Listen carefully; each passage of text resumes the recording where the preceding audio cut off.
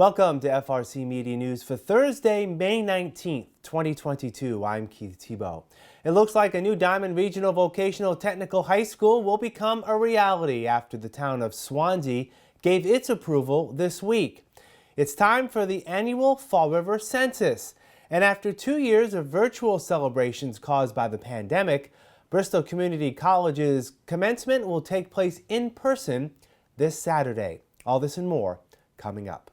A new Diman Regional Vocational Technical High School will now move forward following the unanimous vote this week of town meeting members in Swansea to pay for its portion of the $293 million for the new school on Stonehaven Road. At the meeting, Swansea Selectman Stephen Kitchen said Diman graduates make an impact in the community every day, and investing in a new school makes good fiscal sense. We will be billed an assessment on this project regardless. Therefore, the project allows us more than half to be paid in grant funding from the state. We are financially prepared, Swansea is, to take on this commitment. We have been aware, the leadership of your community have been aware of this project from the very beginning, and we have budgeted conservatively to accommodate for this increase in our assessment with minimal impact to the tax base. One of the initiatives just passed, the meals tax, is one way of mitigating that cost. Swansea is in excellent economic condition and most definitely can afford to make this investment not only for our community, but for southern Bristol County as well. It will positively impact our community for decades to come. Diman, as demonstrated also here, has been a valued partner to the town of Swansea, offering services for various properties in exchange for learning opportunities for their students. This includes recent projects at the Swansea Memorial Park, the complete renovation of our snack shack, dugout roofs, necessary regulated repairs at the playground. Our relationship with Diman is a symbiotic one. Diman Superintendent Director Dr. Elvio Ferreira says he's grateful for the support the communities of Fall River, Somerset, Swansea, and Westport have shown in backing the project. It's a fantastic feeling knowing that the 10 years that we have been working with the MSBA on our information that was sent out, the community support, the understanding that what we do on a regular basis here at Diman Regional, Greater Fall River Vocational, is a concrete situation for us. It's definitely a scenario that we would expect, knowing what our kids do, what our graduates do, what our instructors do for their community of Greater Fall River and the region. It's just a fantastic feeling knowing that all four communities appreciate the hard work that goes into everything that's done here at this institution and how it benefits the communities moving forward. It's a phenomenal feeling.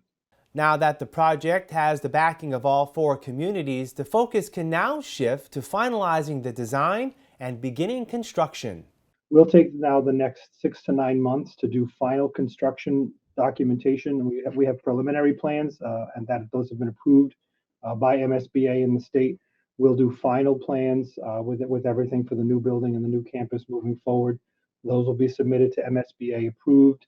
At the same time, we will be doing bidding for contractors. Obviously, we have to get contractors and subcontractors in here and ready to go. The estimated groundbreaking will be in March of 2023, assuming everything is passed by the state. So in about a year, we'll have construction underway, and that will last for about 3 years. The plan has us going to 2026, the summer of 2026, for completion of the new building. That way, when the students come in end of August, beginning of September of that year, the 2027 school year, we will hopefully be into the new school. We'll take another year to do punch lists, items, demolish the current building, finish the campus as it comes to parking and the track and field area, bleachers, some outside items.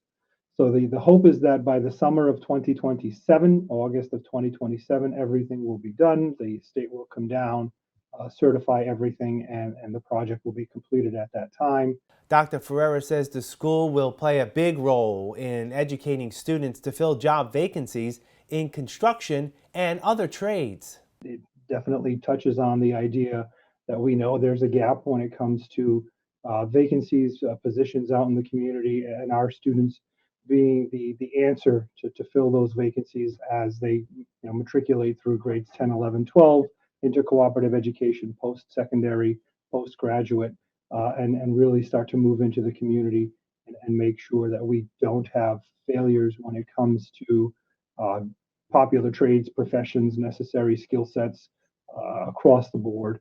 Our students are ready to jump in, even at entry-level positions, and work with all of our employer partners, the Chamber of Commerce, Mass Hire, all these different groups to make sure we don't have a shortfall across the region and across the Commonwealth when it comes to skilled laborers and any of those vacancies. Even though the state is contributing over $140 million toward constructing a new diamond, the city of Fall River will be asked to pay upwards of $6.5 million a year for 30 years for its share of the cost for the new school construction. In recent weeks, you should have received the City of Fall River's annual census form. Interim Election Commission's Chair Ryan Lyons says getting an accurate count of city residents helps determine how much money is allocated to Fall River and voter eligibility this fall. We're mandated by the Commonwealth to conduct an annual census, and it ties into the amount of funding that's going to come into the city relative to veteran services, to school lunches, to transportation and infrastructure money that comes into the city. The state legislature is really dependent on the cities and towns conducting their census so we know the accurate population count from year to year. And it's also very important because it ties into the election season as well. If you don't complete your annual census, you'll end up on an inactive list, and you'll have to show your ID before you're able to vote at the polls on election day. So we try to prevent that from happening. So make sure that you complete your census. On the census, we have on there to return within 10 days to get people going, but hopefully we'll receive it by the time the inactive list is printed, right before elections, and probably the week before September. Lyons says citizen participation in the census is important, but not always followed. I want to say the return is probably less than 50%. We had about 12 mail trays that were returned non-deliverable by the post office. So when that does happen, we'll make a note in the voter's file that it was returned non-deliverable. So if by any chance you did not receive your census in the mail, please contact the Board of Elections office and we will send you a census. You can either return them here directly by mail, or we did have the drop boxes at 5 different locations that were listed on the back of the census form. Those drop boxes I picked up personally about 2 weeks ago, so you'd have to either deliver them here directly to Government Center to our office here on the 6th floor or in the mail. But when you receive it in the mail, fill it out, put it into the drop box, put it into the mailbox, get it back to us as soon as possible, check that off your list, and that way you're good to go for election time. So what happens if you fail to return the census form and try to vote this fall?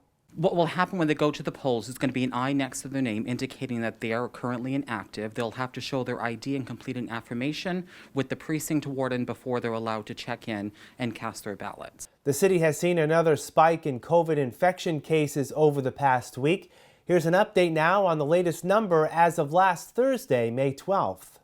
183 new cases of the virus were reported last week, up from 127 the week prior. Fall River now has 30,211 total cases of COVID since the onset of the pandemic in March of 2020. Vaccination rates remain flat, 70% of city residents having received at least one dose of the vaccine, 63% fully vaccinated, and only 27% of all city residents have received the COVID vaccine booster. Members of the legislature's Joint Committee on Tourism, Arts, and Cultural Development were in Fall River last week to get a first-hand look at the city's tourism and arts scene. Committee co-chair and Fall River State Representative Carol Fiola says road trips for members shows the diversity of arts and culture across the Commonwealth. Part of our work on the Tourism, Arts, and Culture Development Committee is not only to review bills and to pass legislation, but is to expose the committee members who come from all over the Commonwealth to the various arts and cultural venues and activities around the state. So we have brought the committee here to Fall River today, and we will be doing a number of stops. very quick stops all over to give them a sense so that when we go back and say arts and culture are important, they're important everywhere. When I say the things that we need here or where funding is needed here, they can attest to that now. It's not just me saying it or the Fall River delegation saying it, but also we see that there's a variety of arts and culture needs around the Commonwealth, whether it's places here like the Narrows that has taken advantage of funding for the Cultural Facilities Fund with Mass Cultural Council that we funded. They can see where the money's gone and what it does for the communities. And so we've had a chance to explore the Cape. We've been to the Berkshires. We'll be going to Central Mass, and now we're in Fall River today. Representative Fiola says the state continues to make a huge investment in arts and tourism across the state. We just put in the House budget record number, over $22 million. It's a historic amount for the Mass Cultural Council, and that's the conduit, that's the agency that will disperse the funds. We also gave an ARPA allotment to this year to Mass Cultural Council for $60 million. And there were several million dollars in various earmarks for arts and culture around the Commonwealth as well. So there's a lot of opportunities. FRAC has taken advantage of some of the funding. Narrows takes advantage of some of the funding. Fabric has taken advantage of some of the funding. So there is a lot of stimulus coming from the state right here into Fall River for arts and culture. We'll have more FRC Media News right after this. Here are some job descriptions on the latest hot jobs list from the Mass Hire Fall River Career Center. Call Center Reservations Associate. Marriott International, located at 1630 President Avenue, seeks a full-time call center reservations associate to serve guests from around the world, creating an effortless experience by answering questions about property facilities, services, and room accommodations. Job number 168-10443. Licensed practical nurse, Cavallo Grove Health and Rehab, located at 273 Oak Grove Avenue, is looking for a full-time licensed practical nurse responsible for delivering care to residents and patients, utilizing the nursing process of assessment, planning, intervention, implementation, and evaluation. Job number 168-09831. Shop Assembler, Pella Corporation, located at 1324 Airport Road, is seeking a full-time shop assembler to assemble windows and doors into composites, apply casing, make window frames to meet customer order requirements. Job number 168-09642. Pharmacist, Walgreens, located at 328 Rhode Island Avenue, is looking for a full-time pharmacist. For more information, call 508-324-9490.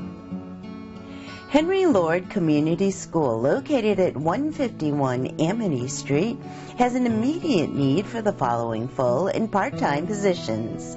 Grade 1 paraprofessional, job number 168-09981. Special education teacher, job number 168-09974. For more information about these or other positions, visit Mass Hire JobQuest at jobquest.dcs.eol.mass.gov or call the Mass Hire Fall River Career Center at 508-730-5000.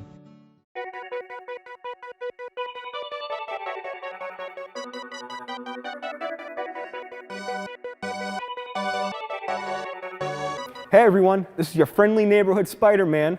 I swung into the Fall River Public Library to tell you about something really fun that's happening here at the library on May 21st. And I'm going to be joined by my friends here at the Fall River Public Library on May 21st from 11 to 1. There's going to be raffles, games, and other superheroes, including us, to be able to meet and take pictures. Hope to see you there. Welcome back. After 2 years of virtual celebrations caused by the pandemic, Bristol Community College's commencement exercises will be back in person on Saturday. The virtual graduations were wonderful. We could pay tribute to every student and to their accomplishments, and it was all wonderful. We didn't miss a beat, but it certainly doesn't have the same feeling of fun and the way we, bounce off of each other with great positivity and congratulations and celebration. I mean, these are students who, many, they're the first in their families to go to college, and there's a lot of hooting and hollering that you don't get in a virtual commencement. It's really wonderful to see students and their families celebrate such a great accomplishment. So I'm really excited to be back in person. This year's ceremony will take place Saturday beginning at 11 a.m. under the solar canopy at the college's Fall River campus. Dr. Douglas says she enjoys greeting each graduate and celebrating their accomplishments. Probably the most thrilling part of all is when our students walk across the stage, when we call their names, and you can see that sense of accomplishment and sense of pride. And this is another really wonderful part about the Bristol graduation, is that we do call everyone's name.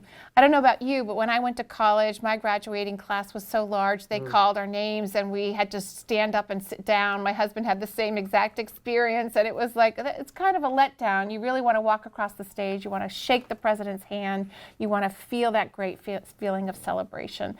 So, and afterwards I take as many pictures as students want. It's really a fun part of my day to stand at a photo booth and take photos with students, congratulating them and learning about their next steps. Following commencement, the college will host an outdoor lawn party where students can reconnect with classmates and faculty. Meanwhile, tomorrow at 5 p.m., the college will again pay tribute to those who graduated virtually the past 2 years at an event called Take Two. The students who were part of our virtual commencement ceremonies, they never got the chance to walk across the stage. And so the night before, we have set up the commencement stage, and we will allow all the students who want to walk across the stage from 2021 and 2020 to go ahead, and they have their caps and gowns. It was part of their commencement celebration package. They'll wear their caps and gowns, they'll walk across the stage, we'll call their names, I'll do photographs with all the students, and I look forward to catching up and learning more about what they're going to be doing. Now that the spring semester is over, the college now prepares to host students this summer, both in person and online. Because of COVID, many of our students began learning part-time. They had to work to take care of their families, or maybe some of them didn't want to do virtual or whatever it was, and their studies slowed down a bit. And many students are taking summer classes to keep on track and now to catch up. We also have a group of students we call guest students, and those are students that are primarily enrolled at other institutions that want to take summer classes as well. Maybe they changed their major, maybe they had some issue where they had to stop out and they're now trying to catch up as well. So remember, Bristol Community College is a great place to do this because our classes transfer to most of our institutions here in Massachusetts, many in Rhode Island, and we do have the cheapest prices. We have the most reasonable tuition and fees for a very high quality of education. So, even for a student who's taking online, why take online at some of these big online universities when you can do it much more cheaply here at Bristol Community College? And if you needed to come and see a faculty member or use our library or get services, it all comes with the package. So we'll wrap up this edition of FRC Media News right after this. Welcome to Hot Dogs and Cool Cats. We're here today with Maeve. She's a 2-year-old calico. She is very friendly, and she's very talkative. She loves attention. When you come in here first thing in the morning, all she does is talk. She's a very sweet girl. She likes to play. She loves attention. She can be a little nervous in the beginning, but she comes around fairly quickly. She'd do well in a home with probably no dogs. She'd do well in a home with another cat.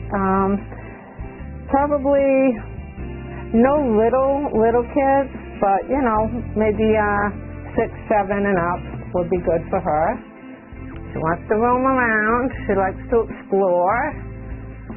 If you want to come down and meet Maeve, come down to 300 Winwood Street, Forever Paws. Please call and make an appointment, and you can come in and meet Maeve. This is Octavia. She's a 3-year-old Roddy. She is a big girl. She's about 78 pounds. She can be very playful at times. She is a bit of a goofball. She's good with other dogs. Cats she's not good with. She doesn't do the best with them. She is an owner's surrender. She will be best with children over 12 due to her hyperness. She likes to go on her walks. She loves outside. She's definitely a different dog when she's outside. If you want to come down and meet Octavia, she's located at Forever Paws. You can just fill out an application online and give us a call to make an appointment. I'm sure she'd love to meet you.